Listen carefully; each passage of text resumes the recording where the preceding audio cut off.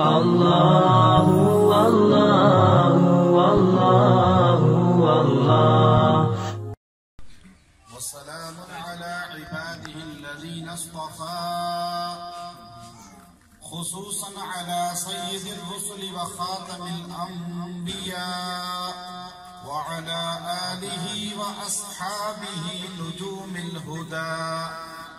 أما بعد فأعوذ بالله من الشيطان الرجيم. بسم الله الرحمن الرحيم. وقال تعالى في موضع الآخر: الذين يتبعون الرسول النبي الأمي الذي يجدونه مكتوبا عندهم في التوراة والإنجيل. وقال النبي صلى الله عليه وسلم: من أحبني فقد أطاعني، ومن أطاعني كان معي في الجنة، أو كما قال النبي صلى الله عليه وسلم: إن الله وملائكته يصلون على النبي يا أيها الذين آمنوا صلوا عليه وسلموا تسليما. اللهم صل على محمد كلما ذكره الذاكرون وكلما غفل عن ذكره الغافلون. يا رب صل وسلم دائما أبدا على حبيبك خير الخلق كلهم. اللهم أنزله المقعد المقرب عندك يوم القيامة. آج آپ کے اس علاقہ کے اندر عبدالرشید صاحب کے گھرانہ کے جو چھوٹے بچے اور بڑوں کے بھی عقیقہ کے تقریب میں 7 ایصال ثواب کی تقریب میں حاضری ہوئی.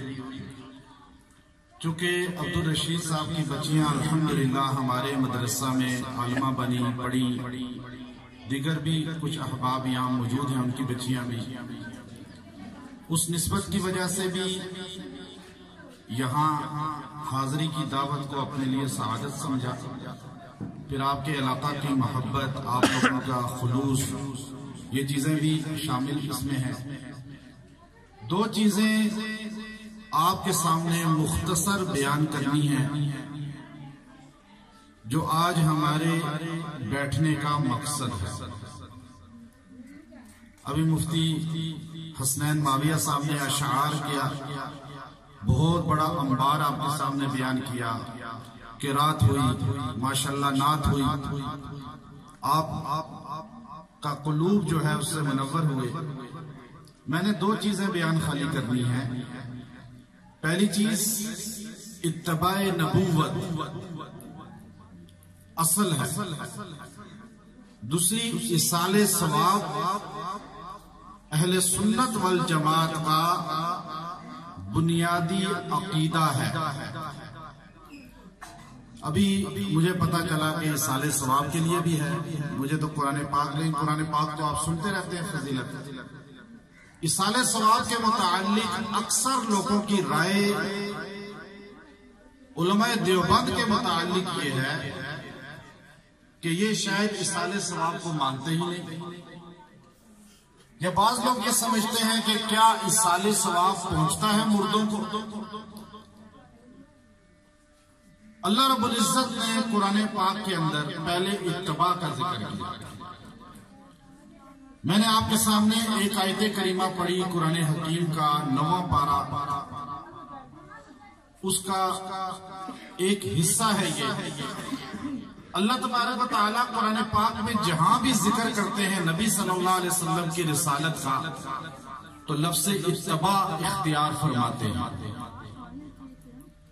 اتباع اور چیز ہے، محبت اور چیز ہے. اللہ کے رسول صلی اللہ علیہ وسلم نے احادیث کے اندر جب اپنی ذات کا ذکر کیا تو آپ نے فرمایا: من اطاعنی، جو میری اطاعت کرے گا، من احبنی، جو مجھ سے محبت کرے گا. محبت پہلے بولا، فرمایا جو مجھ سے محبت کرے گا ومن اطاعنی تو وہ لازم میری اتباع کرے گا، جو میری اتباع کرے گا کانا معی فی الجنہ، وہ جنت میں میرے ساتھ ایسے ہوگا۔ اتباع کے ساتھ نبی صلی اللہ علیہ وسلم نے اپنی جنت میں معیت کو جوڑا۔ جب حضور صلی اللہ علیہ وسلم کا ذکر آئے تو درود شریف اونچی آواز سے پڑھنا ہے۔ صلی اللہ علیہ وسلم آپ کو کہنا چاہیے۔ ہمارے ہاں کنجوسی بہت ہے۔ حضور علیہ السلام نے خود بھی فرمایا کہ وہ سب سے بڑا کنجوس ہے جو میرا ذکر سن کے درود نہ پڑھے۔ تو جب بھی حضور کا ذکر آئے تو آپ صلی اللہ علیہ وسلم فرمایا۔ ایک بار کہنا مجلس میں واجب ہے، لیکن بار بار کہنا محبت ہے۔ ہم کہتے ہیں واجب ایک بار ہے، لیکن محبت تو یہ کہتی ہے بار بار کہنا۔ تو اس لیے آپ بھی اپنی محبت کا اظہار صلی اللہ علیہ وسلم کہہ کر دیں۔ حضور علیہ السلام کی بارگاہ میں ایک آدمی آیا، مکہ کا مالدار آدمی، اور وہ صحابہ کی تاریخ میں ابن کثیر رحمۃ اللہ علیہ فرماتے ہیں واحد آدمی ہے سیدنا علی المرتضی رضی اللہ تعالیٰ عنہ کے بعد جو بیت اللہ میں پیدا ہوا ہے۔ مکہ میں ریشم کا بہترین تاجر تھا، اس سے بڑھ کر رسول اللہ صلی اللہ علیہ وسلم کا بچپن کا دوست تھا۔ حضور علیہ السلام کے ساتھ کھیلا، حضور صلی اللہ علیہ وسلم کے ساتھ ساری نوجوانی گزاری، یہاں تک کہ جوانی بھی ساتھ گزاری۔ حضور صلی اللہ علیہ وسلم 40 سال کے ہوئے، وہ بھی 40 سال کا ہو گیا۔ آپ کی خدمت میں آیا، آ کر کہنے لگا، ان کا نام حکیم ابن حزام تھا، آ کر کہنے لگے اے محمد صلی اللہ علیہ وسلم، میں یمن گیا تھا، میں نے وہاں سے چادریں خریدی، میں نے کپڑے خریدے، میرے دل میں آیا کہ میرا بچپن کا دوست، میرا نوجوانی کا دوست، میری جوانی کا دوست محمد عربی موجود ہے، میں جا کر یہ چادر محمد کو پیش کروں گا، اور میں نے یہ چادر آپ کے لیے خریدی اور میں لے کر آج مکہ پہنچا ہوں، گھر بعد میں جاؤں گا، پہلے چادر آپ کو پیش کروں گا۔ دو عالم کے سردار محمد عربی صلی اللہ علیہ وسلم نے حکیم سے فرمایا، حکیم میں نے نبوت کا اعلان کیا ہے، مکہ میرا دشمن بن چکا ہے، لیکن مجھے اللہ نے اللہ کے بندوں تک پیغام نبوت پہنچانے کے لیے بھیجا ہے۔ میں کافر کا تحفہ قبول نہیں کرتا، میں مشرک کا تحفہ قبول نہیں کرتا، میں تیرا تحفہ نہیں قبول کر سکتا جب تک تو مجھ پہ کلمہ نہ پڑھ لے۔ حکیم گھر چلے گئے، سوچتے رہے، غسل کیا، وہ چادر لے کر بارگاہ نبوت میں حاضر ہو گئے۔ اے محمد صلی اللہ علیہ وسلم، میں آج سے پہلے خالی آپ کو دوست سمجھتا تھا، آج مجھے کلمہ پڑھا کر اپنا امتی بنا۔ محبت تھی پہلے بھی، اطاعت نہیں تھی، رسول اللہ نے تحفہ بھی قبول نہیں کیا۔ جب اطاعت آ گئی تو رسول اللہ کا یار بن گیا اور صحابی بن گیا۔ تو اطاعت اور چیز ہے، محبت۔ آج مسلمان محبت کرنے والے کروڑوں ہیں، اطاعت کرنے والے قلیل ہیں، بہت تھوڑے ہیں۔ ہم نے اطاعت پہ آنا ہے، خالی محبت تک نہیں رہنا۔ یہ عبداللہ بن ذوالبجادین ہے۔ حضور صلی اللہ علیہ وسلم باہر نکلے تہجد کے لیے، آپ نے دیکھا دروازے پہ کوئی لڑکا لیٹا ہوا ہے، آپ صلی اللہ علیہ وسلم نے جا کر پوچھا کون ہو؟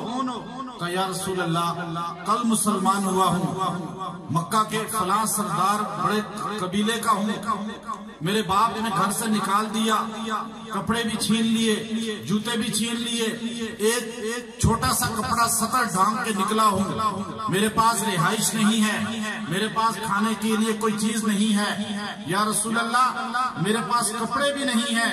حضور نے اپنی چادر کو یوں پھاڑا اور 2 چادر کے ٹکڑے کر کر عبداللہ کو عطا کرتے ہوئے فرمایا عبداللہ ایک کو نیچے دھوتی باندھ لے، ایک کو قمیص بنا لے۔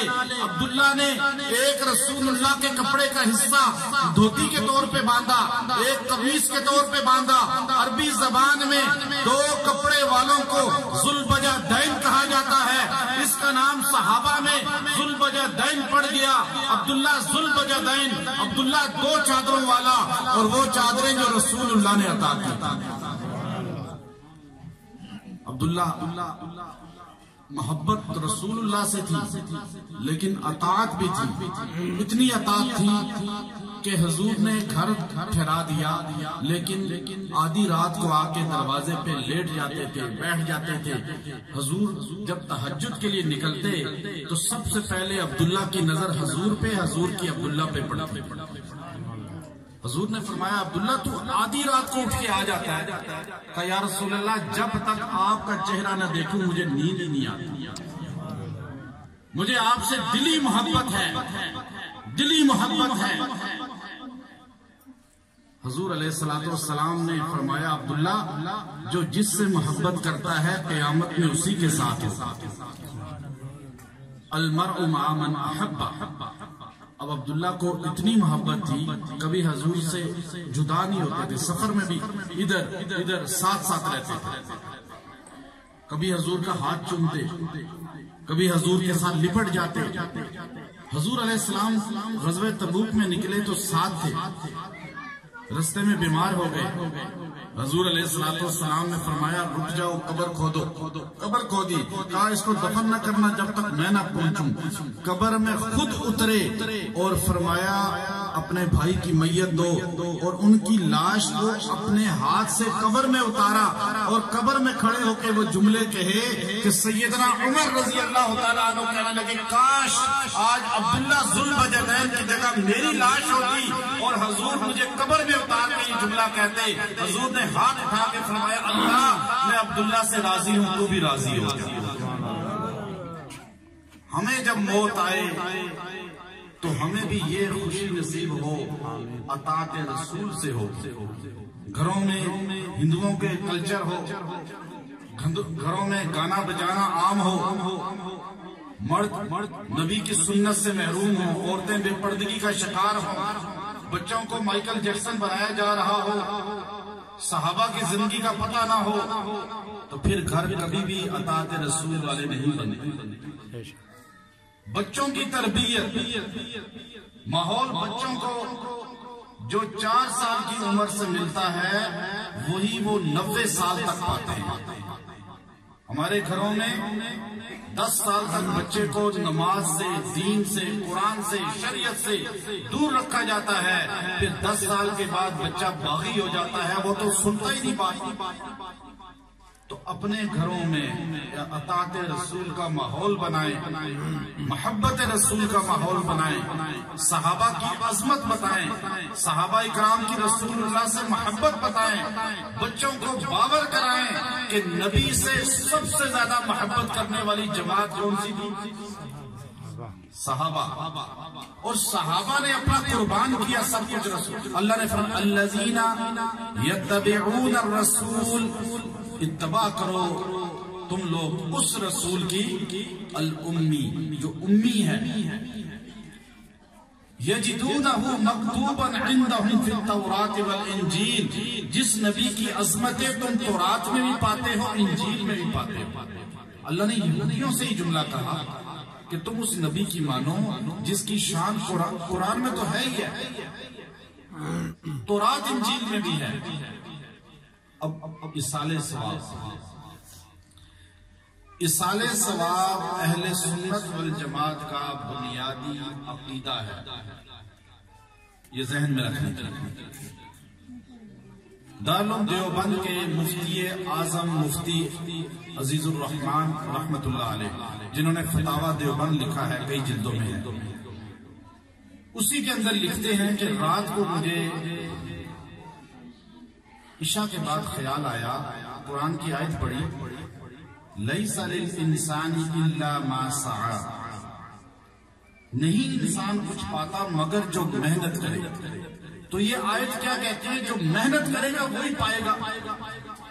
تو ایک آدمی نے محنت ہی نہیں کی، وہ مر گیا، تو میں اس کے لیے محنت کر رہا ہوں، قرآن پڑھ رہا ہوں، میں اس کے لیے صدقہ کر رہا ہوں، میں اس کے لیے خیرات کر رہا ہوں، میں اس کے لیے کوئی کنواں کھدا رہا ہوں، میں کوئی مدرسہ مسجد بنا رہا ہوں، اس نے کوئی محنت نہیں کی، تو کیا وہ اس ثواب کو پائے گا؟ قرآن تو کہتا ہے لیس للانسان الا ما سعی۔ کہنے لگے مجھے خیال آیا، میں نے کہا میں رات سو گیا، مر گیا، تو ایک آیت میں شک کرنے والا ہو جاؤں گا تو کہیں ایمان پہ خاتمہ ہی نہیں ہوگا۔ اب یہ بڑے لوگوں کو بڑی سوچیں آتی تھیں، انہوں نے کہا میں سوتا نہیں ہوں جب تک اپنے استاد کے پاس نہیں جاؤں گا۔ رات کو ہی اندھیرے میں، گاڑی کوئی نہیں، پیدل چل پڑے گنگو کی، استاد المحدثین، رئیس المحدثین، زبدۃ العلماء حضرت مولانا رشید گنگوئی رحمہ اللہ تعالی تہجد کے لیے وضو کر رہے تھے، تو ان کو آہٹ محسوس ہوئی، پوچھا کون؟ کہا استاد جی آپ کا شاگرد عزیز الرحمان۔ کہا کیوں آئے ہو؟ کہا مجھے ایک اشکال یہ پیدا ہوا کہ کیا انسان جو خود محنت نہیں کی مر گیا تو دوسرے کا ثواب اس کو پہنچے گا صدقہ جاریہ کا یا ایصال ثواب کا؟ یہ آیت میرے سامنے آئی ہے، آپ اس کی تشریح فرما دیجئے۔ تو آپ نے لیس للانسان الا ما سعی اس آیت کی تشریح بیان وہیں پر کی، اور وہ مفتی عزیز الرحمان صاحب وہیں پہ پوری تشریح سن کر بغیر ٹھہرے فجر کی نماز اپنی مسجد میں آ کر پڑھی۔ تو آپ نے اس کا پھر لکھا کہ ایک آدمی جب مر جاتا ہے اور اس انسان کو مرنے کے بعد رسول اللہ صلی اللہ علیہ وسلم کے فرمان کے مطابق ایصال ثواب پہنچتا ہے۔ اب یہ اس نے محنت ہی نہیں کی تو اس کو کیسے پہنچتا ہے؟ حضور صلی اللہ علیہ وسلم نے فرمایا کہ انسان کی صدقہ جاریہ، کنواں، مدرسہ، مسجد، نیک اولاد بنتی ہے۔ یہ حدیث صحیح ہے۔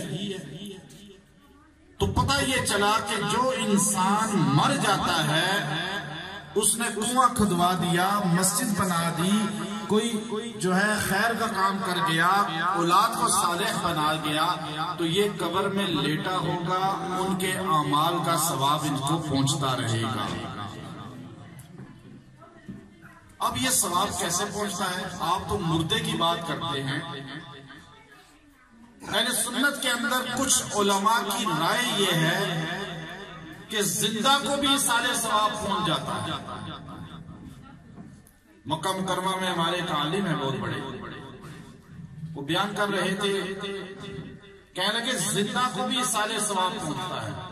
انہوں نے قرآن کی آیت جو ہم دعا پڑھتے ہیں التحیات میں، آپ سب کو یاد ہے،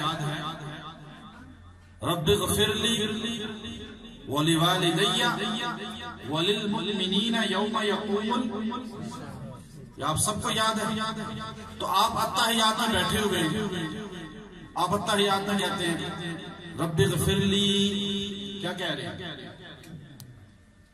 کیا مطلب ہے اس کا؟ رب اغفر لی، میری مغفرت کر، وَلِوَالِدَيَّ کیا مطلب؟ میرے والدین کی۔